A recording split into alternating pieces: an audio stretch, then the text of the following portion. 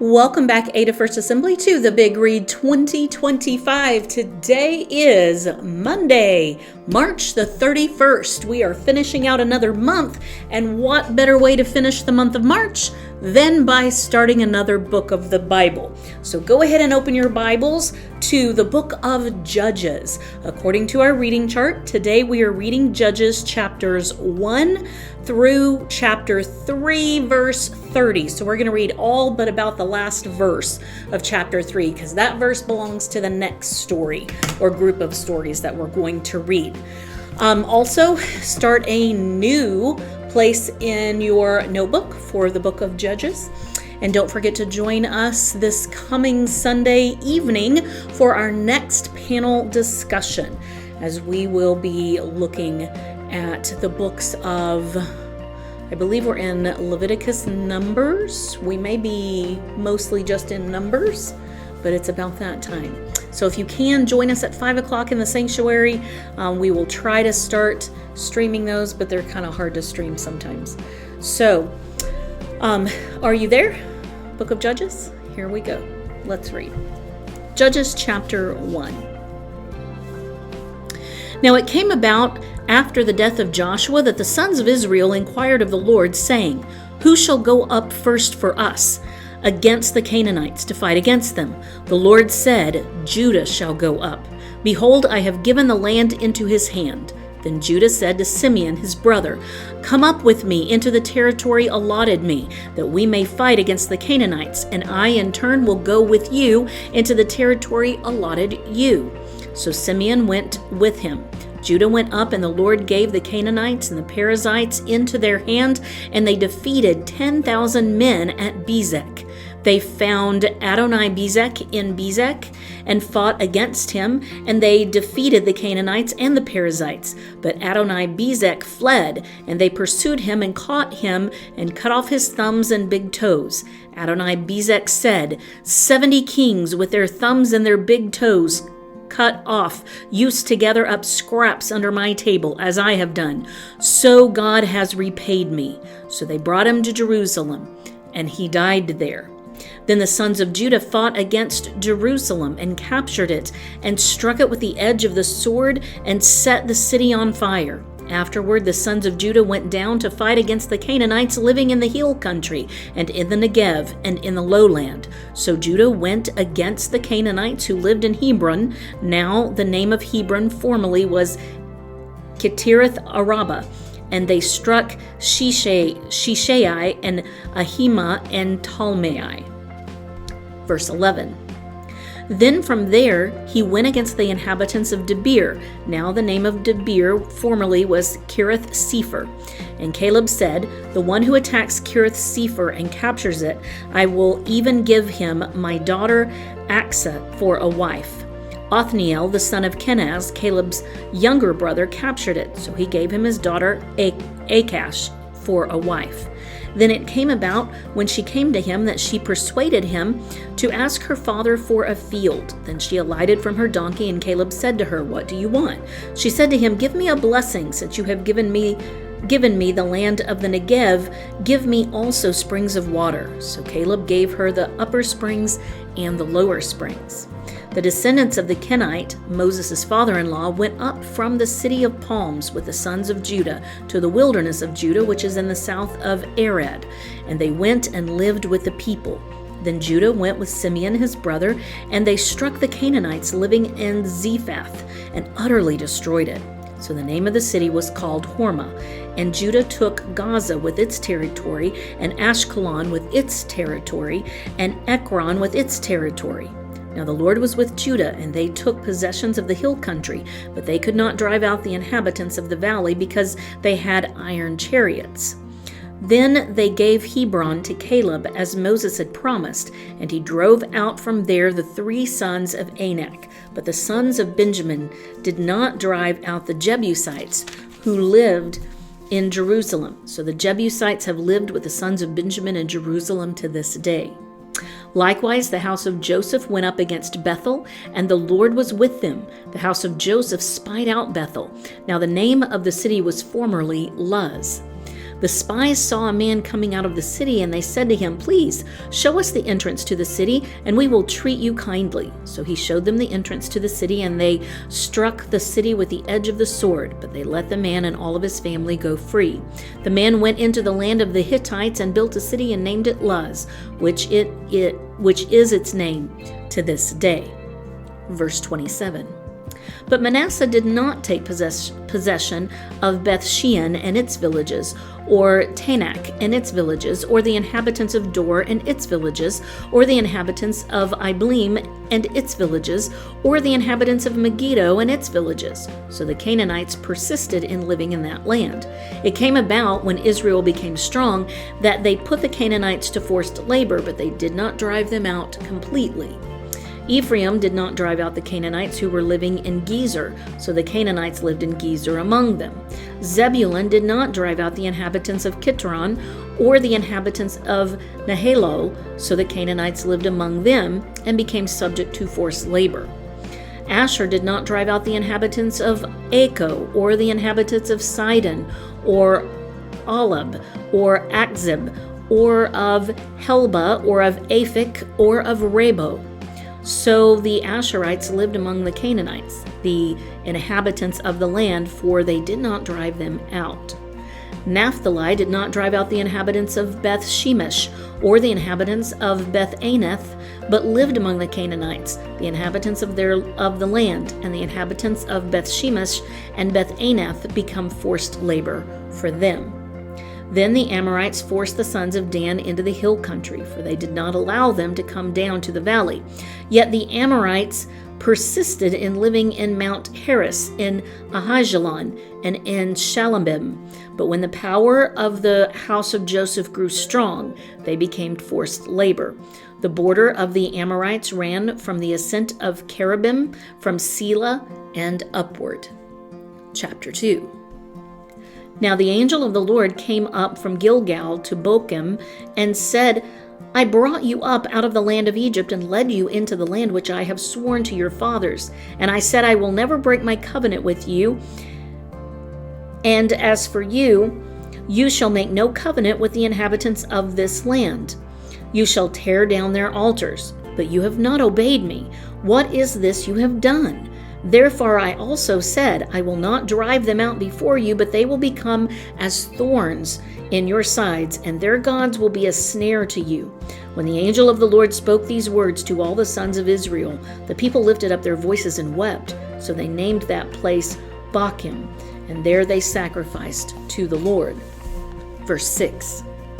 When Joshua had dismissed the people, the sons of Israel went each to his inheritance to possess the land. The people served the Lord all the days of Joshua and all the days of the elders who survived Joshua, who had seen all the great work of the Lord which he had done for Israel. Then Joshua the son of Nun, the servant of the Lord, died at the age of 110, and they buried him in the territory of his inheritance in Timnah Heres, in the hill country in Ephraim, north of Mount Gaash.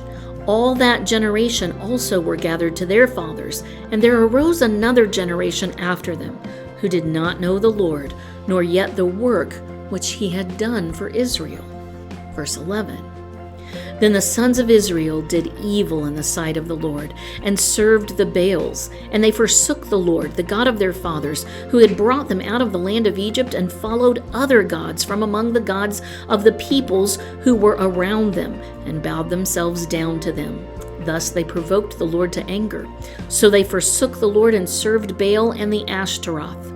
The anger of the Lord burned against Israel, and he gave them into the hands of plunderers who plundered them, and he sold them into the hands of their enemies around them, so that they could no longer stand before their enemies. Wherever they went, the hand of the Lord was against them for evil, as the Lord had spoken, and as the Lord had sworn to them, so that they were severely distressed. Then the Lord raised up judges, who delivered them from the hands of those who plundered them. Yet they did not listen to their judges, for they played the harlot after other gods and bowed themselves down to them. They turned aside quickly from the way in which their fathers had walked in obeying the commandments of the Lord. They did not do as their fathers, When the Lord raised up judges for them, the Lord was with the judge and delivered them from the hand of their enemies all the days of the judge. For the Lord was moved to pity by their groaning, because of those who oppressed and afflicted them.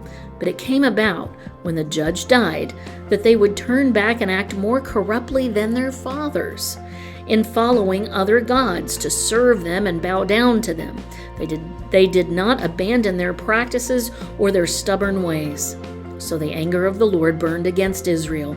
And he said, because this nation has transgressed my covenant which I commanded their fathers, and has not listened to my voice, I also will no longer drive out before them any of the nations which Joshua left when he died, in order to test Israel by them, whether they will keep the way of the Lord to walk in it as their fathers did or not. So the Lord allowed those nations to remain, not driving them out quickly, and he did not give them into the hands of Joshua. Chapter 3. Now these are the nations which the Lord left to test Israel by them, that is, all who had experienced any of the wars of Canaan, only in order that the generations of the sons of Israel might be taught war, those who had not experienced it formerly. These nations are the 5 lords of the Philistines, and all the Canaanites, and the Sidonians, and the Hivites, who lived in Mount Lebanon, from Mount Baal Hermon as far as Labo Hamath. They were for testing Israel, to find out if they would obey the commandments of the Lord, which he had commanded their fathers through Moses. The sons of Israel lived among the Canaanites, the Hittites, the Amorites, the Perizzites, the Hivites, and the Jebusites, and they took their daughters for themselves as wives, and gave their own daughters to their sons, and served their gods. The sons of Israel did what was evil in the sight of the Lord, and forgot the Lord their God, and served the Baals and the Asheroth. Then the anger of the Lord was kindled against Israel, so that he sold them into the hands of Cushan-Rishathaim, king of Mesopotamia. And the sons of Israel served Cushan-Rishathaim 8 years. Verse 9. When the sons of Israel cried to the Lord raised up a deliverer for the sons of Israel to deliver them, Othniel, the son of Kenaz, Caleb's younger brother. The Spirit of the Lord came upon him, and he judged Israel. When he went out to war, the Lord gave Cushan-Rishathaim, king of Mesopotamia, into his hand, so that he prevailed over Cushan-Rishathaim. Then the land had rest 40 years, and Othniel, son of Kenaz, died. Now the sons of Israel again did evil in the sight of the Lord.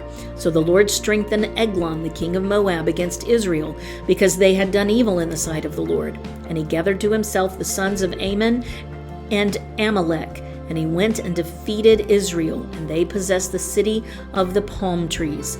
The sons of Israel served Eglon, the king of Moab, 18 years. Verse 15.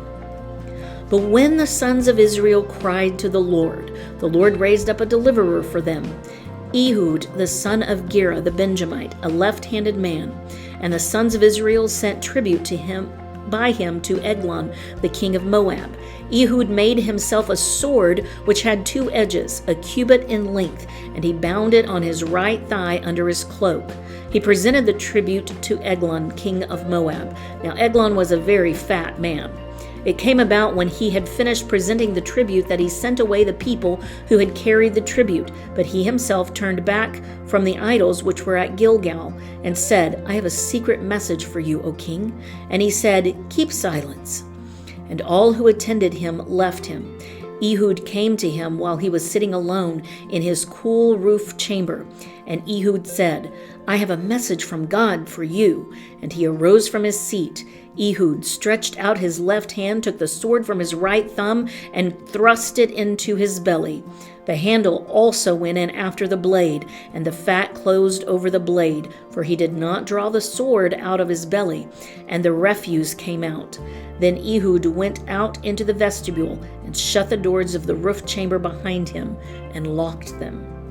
When he had gone out, his servants came and looked, and behold, the doors of the roof chamber were locked, and they said, He is only relieving himself in the cool room. They waited until they became anxious, but behold, he did not open the doors of the roof chamber. Therefore they took the key and opened them, and behold, their master had fallen to the floor dead. Now Ehud escaped while they were delaying, and he passed by the idols and escaped to Seirah. It came about when he had arrived that he blew the trumpet in the hill country of Ephraim, and the sons of Israel went down with him from the hill country, and he was in front of them. He said to them, "Pursue them, for the Lord has given your enemies, the Moabites, into your hands." So they went down after him and seized the fords of the Jordan opposite Moab, and did not allow anyone to cross. They struck down at that time about 10,000 Moabites, all robust and valiant men, and no one escaped. So Moab was subdued that day under the hand of Israel, and the land was undisturbed for 80 years. And that is our story for today. Isn't it amazing how quickly all it took was one generation to die off, Joshua and his generation. And what happens to the next generation? They forgot the God of their father. You see, we must make sure that we train up our next generations in the faith, so that they too do not suddenly forget the God of their fathers. Meet me back here tomorrow, and we will continue the story.